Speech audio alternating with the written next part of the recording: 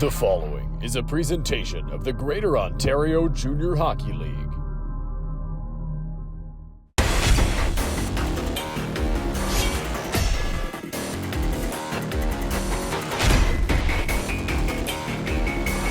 Good evening, everybody, and welcome to the Seymour Hanna Sports and Entertainment Centre inside beautiful St. Catharines, Ontario, known as the Garden City. This city is one rich in history, and if you take a journey through downtown, you'll find monuments from important times in its history that has led to where we are now. Inside the Seymour Hanna, the two-time Sutherland Cup champion St. Catharines Falcons take the ice sitting in first place in the GOJHL's Eastern Conference and trying to add a third banner to their collection. They come in as winners of 5 straight games, and in those 5 games, Marcus Harris has been on a roll with 9 points across that span, riding a 5-game point streak. Elsewhere in the lineup, Matt Freese plays his first game in nearly 6 weeks. The veteran leader returns to the St. Catharines lineup for the stretch run, trying to provide an offensive punch. In his 14 games this season, he's got 13 points, including 11 assists. On the flip side, the Caledonia Corvairs come into town tonight, winners of 3 in a row, including a perfect weekend last weekend, beating the second and third place teams in the conference. They went all in at the deadline and made some big pickups. Ty McCutcheon is one, and he suited up in 4 games, putting up a goal and 4 assists in that span. Another deadline pickup who's been going strong since he's been acquired is Josh Cacciola. The 20-year-old forward scored his first goal as a Corvair on home ice last Saturday and is a point per game since his acquisition. These two teams have a spirited rivalry from playoff matchups of the past, so it should be a fun one tonight in St. Catharines. It's the Falcons, it's the Corvairs, it's a spotlight game, and Puck Drop is next on 519 Sports.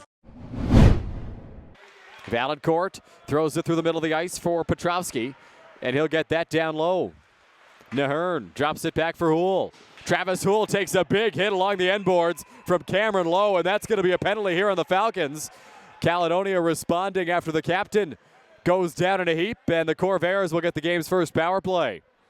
O'Sullivan tries to shovel it off the wall. Duplessis, his pass to Mustafi blocked. Ali Mustafi, big collision at center between he and Sammy Douglas-Najim.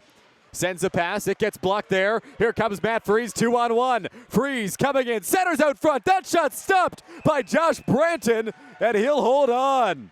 What a chance there for Marcus Harris to extend his point streak, but Branton says no. Leet back in over the blue line onside. Brody Leet makes a move. Leet has a man out front, backhand shot stopped by Jeffrey, loose in the crease, and they score! Caledonia gets on the board first. Brody Leet threw it towards the net.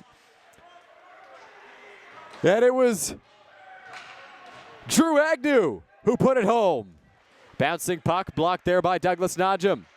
Now here's Osborne. Osborne tries to bank that off the wall in the direction of Cacciola. It'll be Quick that comes up with it as Atkinson is on top of Osborne there. Zach Nahern tries a pass to O'Sullivan, swept away by Petrovsky. Now racing ahead is Agrameyer. Juan Agrameyer, short-handed, one-on-one with Branton, and Branton shuts it down. Big stop by the Caledonia netminder to keep it 1-0. McCutcheon loses the puck in the slot, now comes out to center. Springs the Falcons on a rush. Trent Gates a feed. Sam Beauty a shot. Glove save. Josh Branton with some flair. Pass out of the far side. Skating it in now is Mustafi. Mustafi up the line, Gualteri. Now on the near side, Harris. Harris throws it towards the net. Save made, shot down low, and they score! Trayson Dewar, parked in front, buries a power play goal and ties things up for the Falcons. It's 1-1. It'll be played back up the line, Ethan Quick. Quick fires it up ice. Here's Houle, far side, short-handed. Trying to get it to Osborne. Loose puck down low, and he scores! Travis Houle going down to the ice, able to get it past Hayden Jeffrey. It's a short-handed goal, and Caledonia responds. It's 2-1 Corvairs. Bank pass off the boards. Corvairs forcing it out to center. Braddox has a man streaking. It's Leet. Brody Leet in short-handed. Brody Leet a shot. Jeffrey makes the save, and he'll hold on. Won by the Falcons. Moore tries to play it out. Can't do it. Held by the Corvairs. Pressure coming from Quick. Centers out front. And they score. Quick found Osborne in the slot. And it's a quick strike for the Corvairs. They lead 3-1. Trent Valancourt out to center. Sam Mutey coming off a hat trick in his last game. Drops it back. Aggermayer. Aggermayer a shot. Branton the save with Mutey crashing the crease. After it, Grenville. Now Valancourt lays the body. Here's Braddock skating in 2-on-1. Braddock's a shot. Jeffrey the save. And he'll hold on. Face-off won by Ethan Quick. Back after Duplessis in the corner. It'll be banked off the boards. Cacciola turns the puck over. Grenville holds. Grenville. One-timer Duplessis. Branton got across and makes an outstanding save.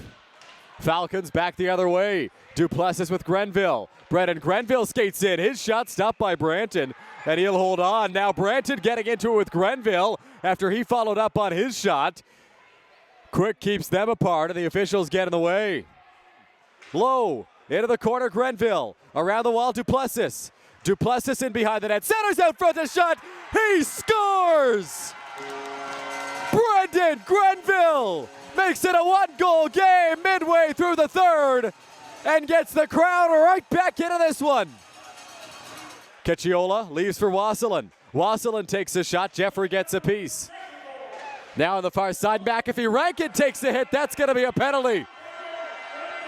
Lucas Tuin laid the body. He's going to go to the penalty box. Moore, far wall. Valancourt through to center. Trayson Dewar racing ahead. Has Trent Gates with him. Dewar cutting the net. Trayson Dewar, a shot. Branton kept it out. Trent Gates looks for it. Gates on it near circle. Dewar one-timer. Loose in front. And we get a whistle from the back official. A penalty coming up for slashing.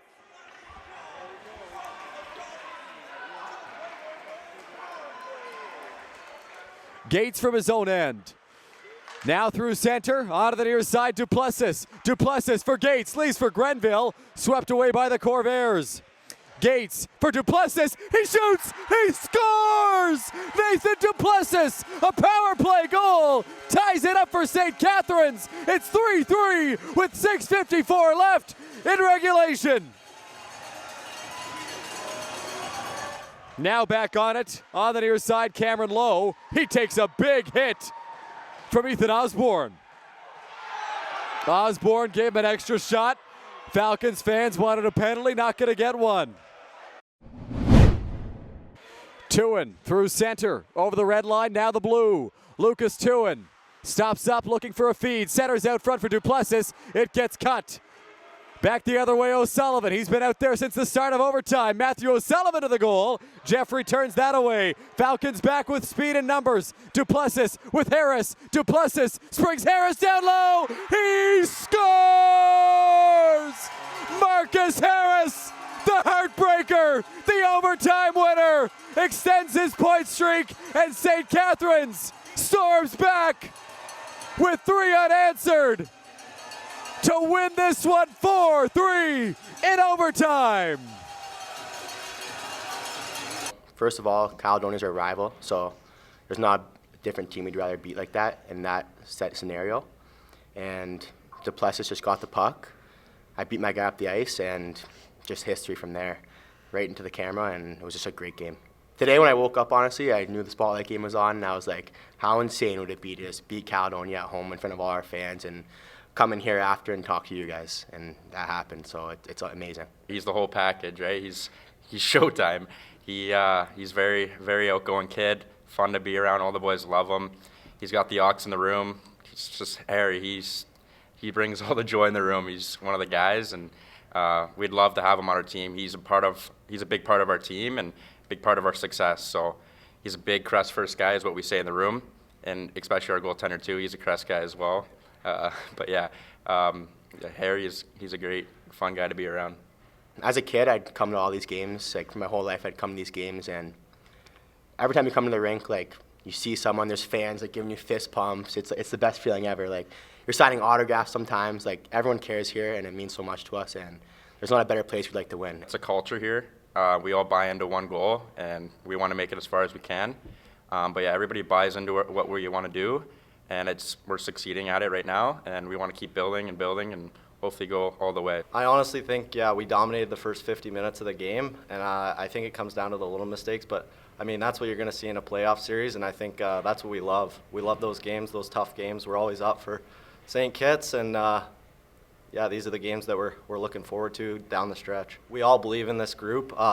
It starts in practice. Like guys are alive in practice. Guys want to be at practice. Guys are coming to play every day, and we're seeing it on the ice. Everyone's coming together nice, and down the stretch, that's going to be huge for us. I truly believe in the 23 guys we have in that room. You can see that we have a good amount of older guys that were leaders. Ozzy Worthier and Pickering. We just brought in Josh from Welland and Worthy C. You know, we got a lot of guys who have voices in there, who I truly believe that we can make a good push for this down the stretch. There's a lot of guys in that room that remember the way things went last year, and I think what's been nice in that transition of this year is we haven't had too much roster turnover.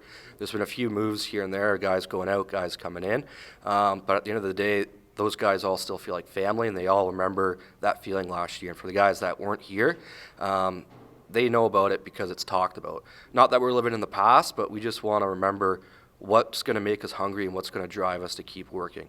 I truly do believe that with the group we have in that locker room, we've got something special. We've got guys that want to win, whether it's guys in their last years, whether it's younger guys that want to climb the ranks. They're aware that more eyes on you means going deeper into playoffs to get more opportunities. So we're very confident. From day one, we've been preaching trust the process, and the guys have been trusting, and their hard work is what helped them stay on this team after the deadline. Right from summer, it was a strategic build to our team, and sometimes strategies take a while to get to where they are, and I think we're finally in that direction, heading towards what we envisioned from day one. We've been able to build some depth in our lineup this year, and I think the challenge that comes with that is making sure everybody can get their cookies, right, and making sure everybody has their opportunity in minutes. And so there's been a lot of messaging about the crest, and the name comes secondary, and winners truly have to focus on the team first, and that comes with sacrifice. Winning's the hardest thing you're ever going to do, and I think that we can see the team buying into that and really trying to put that crest before their last name, and that's showing up on the ice. But listen, we'll keep learning till the final buzzer of the season. It takes a village, and I think that that's truly what this organization is built on. There's not too many local, non-for-profit, community-supported organizations anymore, and the reason for that is it takes a village, and we're very thankful for our board and all the work that they do in making sure that we can put the product that we want to put on the ice, and that comes with community support and sponsorship to all our sponsors. Every board sign, all the restaurants that take care of our boys for food. We're very grateful. The game in Canada can't run round without them, and this organization is a perfect example of that. That without the community's support, it's not even close to what it is. Winning it all in this league, you have to be a team first, and I think our guys have come together since the beginning of the year. You look at guys like Cam Lowe, Brendan Grenville, even Matt Freese, for example. We have a strong leadership core that our 20-year-olds have taken in our young guys, and I think that's a big part of it. When the veterans are providing that leadership to the young guys, it kind of helps everyone bond as a team. And so I know it's cliche to say, but we really are a four-line team. 3D pairs, like we can pull guys in and out of the lineup, and I think that starts with the chemistry that we built just from the beginning of the year, and it starts with our leadership group. This organization is run basically all by volunteers and people who have jobs outside of hockey. Speaking about Tyler and myself, we both have full-time careers, but this is the passion, this is what we love doing, and aside from us, all the people who are running the 50-50 and helping to set up with the game day ops and running tickets at the door, these people are giving their time up as volunteers because they love the Falcons and they love hockey. And so when you have that passion in the building, it's easy to kind of spread it and bring people in. So yeah, we're always trying to reach out to the community, have young kids get involved because they're going to be the future of this. And it's just, our organization seems to bring in people who care a lot and love the game, and when you have those two things mixed together, it's a formula for success.